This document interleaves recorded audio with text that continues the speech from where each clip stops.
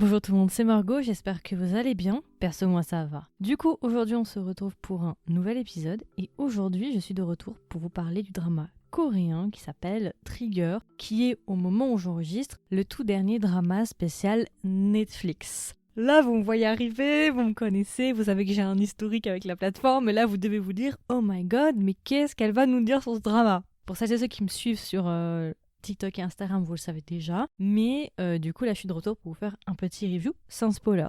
Avant de commencer, si tu apprécies le podcast, n'oublie pas de t'abonner sur ta plateforme d'écoute préférée.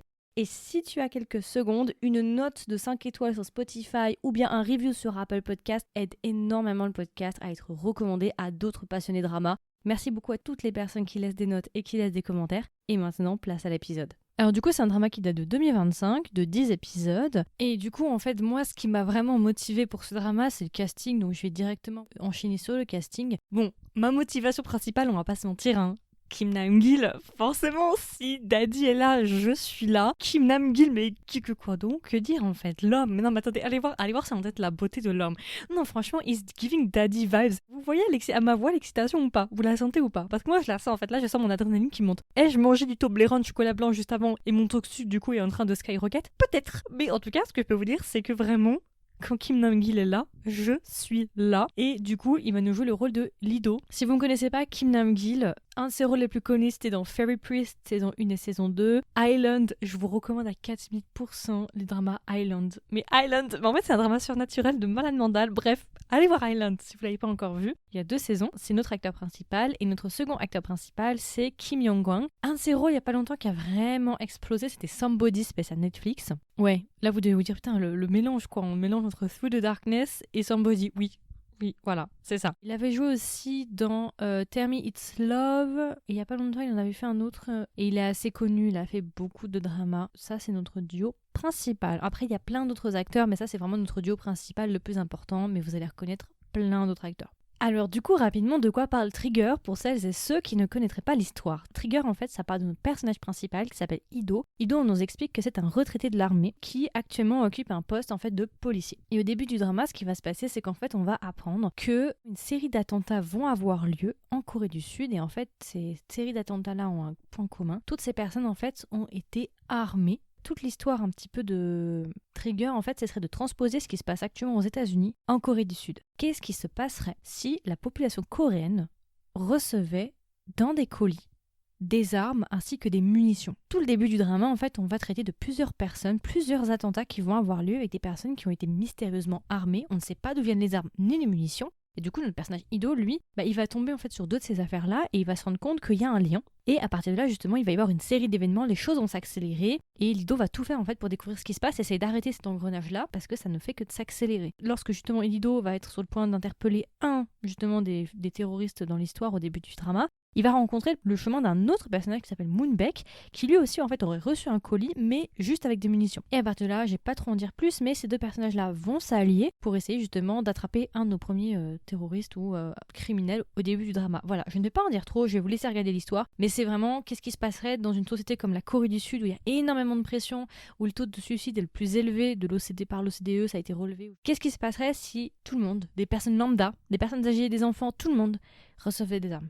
Voilà, c'est vraiment l'histoire, le prisme principal en fait de cette histoire et je trouve ça très intéressant. Voilà, alors bon déjà moi je vais pas vous mentir, ce qui m'a tout de suite harponné, on va dire ça comme ça, c'est vraiment le casting. Moi quand j'ai vu Kim Nam-gil, je me suis dit allez, même pas Kim Yong-kwang, mais vraiment quand j'ai vu Kim Nam-gil, je me suis dit allez on y va. Et quand j'ai vu qu'il y avait Kim Yong-kwang, vraiment c'est un mélange entre Through the Darkness et Somebody, je me suis dit bon allez on y va, c'est parti, ça va être du lourd. Et franchement, du coup la question que vous devez vous poser c'est Margot, approuves-tu ce drama après des années de conflits avec Netflix, avec leur drama? Netflix nous a-t-il enfin sorti un contenu potable en 2025? La réponse est oui.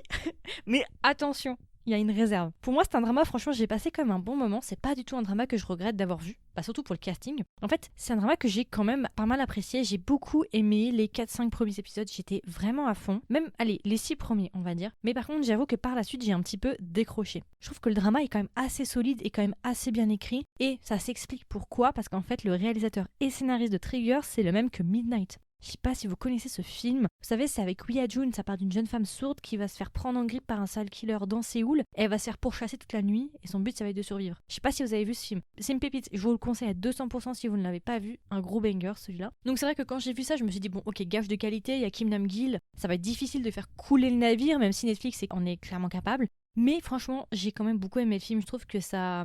Le début était fort. Franchement, les 5-6 premiers épisodes, j'ai adoré. Par contre, en fait, j'ai un petit point de pivot. C'est à partir du moment où on a découvert l'identité en fait du méchant entre guillemets ou de la personne un peu derrière le mastermind. En fait, je trouve que ça a été dévoilé trop tôt. Et personnellement, j'aurais bien voulu qu'on continue à jouer avec en fait pendant un long moment. Moi, j'aurais prolongé un petit peu le plaisir, au moins jusqu'au 8e, 9e épisode.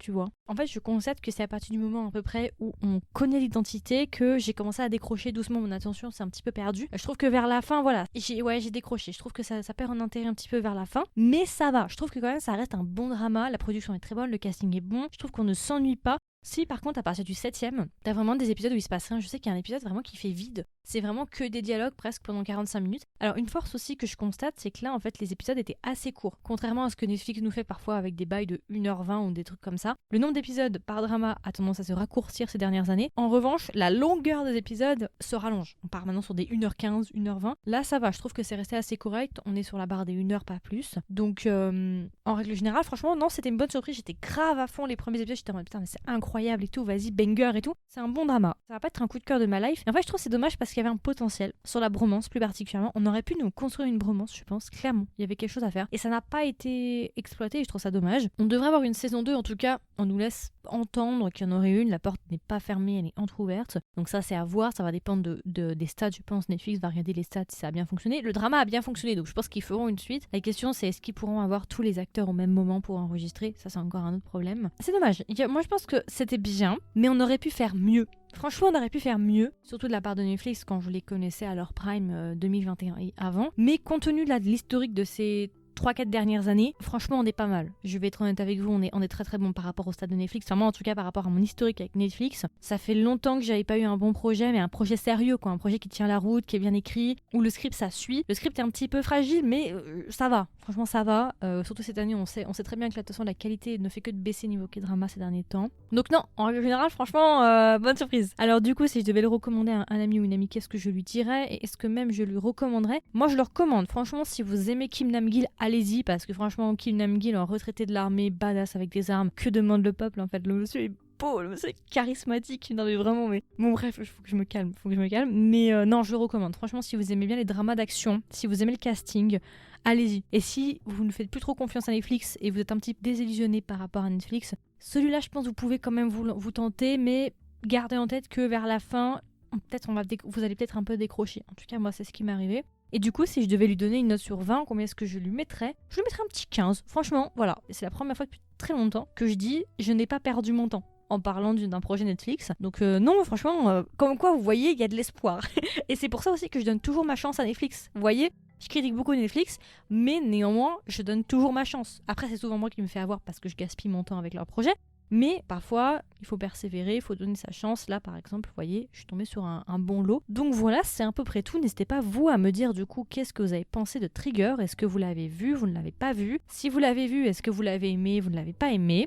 J'aimerais bien savoir ça, il y aura une section commentaires soit sur Spotify ou bien sur YouTube. Si jamais vous voulez être au courant des dernières sorties du podcast, n'hésitez pas à vous abonner sur votre plateforme d'écoute préférée. Et si jamais vous voulez m'aider et me soutenir, n'hésitez pas à me laisser une note ou un review. Alors on peut noter sur Spotify et pour Apple Podcast, c'est un review. Ça m'aide énormément, je vous le dis, je poste ça là, mais vraiment. Les reviews, c'est vraiment la manière de m'aider le plus et les notes aussi. Merci d'avance à toutes les personnes qui vont me laisser une note ou un petit review. Merci beaucoup. Et du coup, on se dit à la prochaine pour un nouveau drama. Bye bye!